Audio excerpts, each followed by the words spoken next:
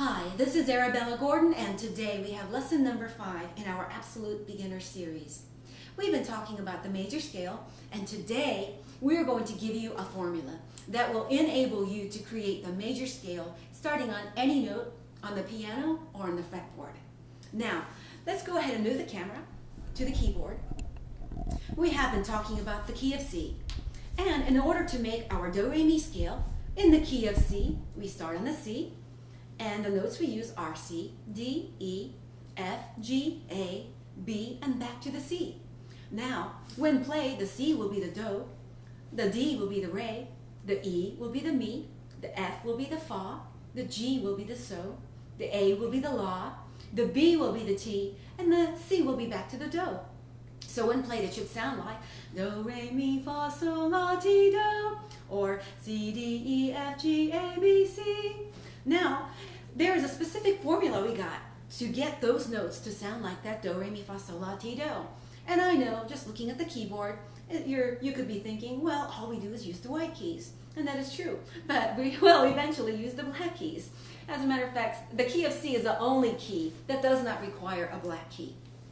So let's go ahead and determine what our formula is in order to create a major scale starting on any note.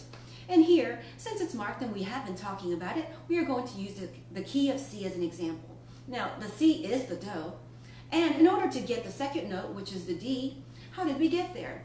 We talked about half steps. That's when you make one motion, one key, piano key to the left or to the right, is one half step, up or down.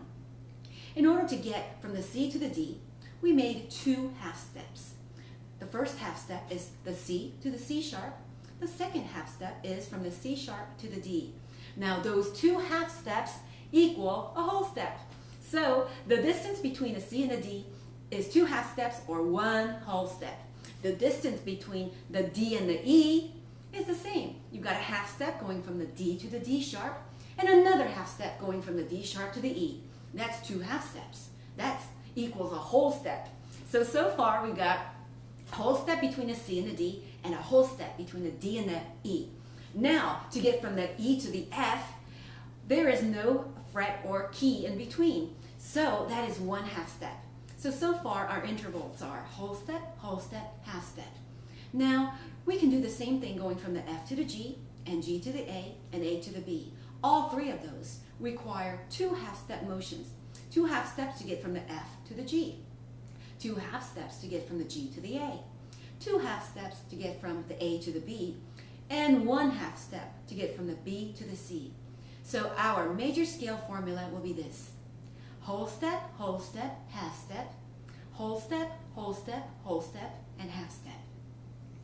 If you use that formula, you can start on any key on the piano or any fret on the guitar, and you should be able to find your major scale. Now bring the camera back up to me. So take away this. The formula to find a major scale starting on any note on the piano keyboard is whole step, half step, whole step, half step. And that will give you the notes that will sound like, no matter what note you start on, it will always sound like do, re, mi, fa, sol, la, ti, do. So there you have it, your major scale formula that will enable you to find a major scale starting on any note. And that was lesson number 5 in our Absolute Beginner series. And this is Arabella Gordon. I will see you next time.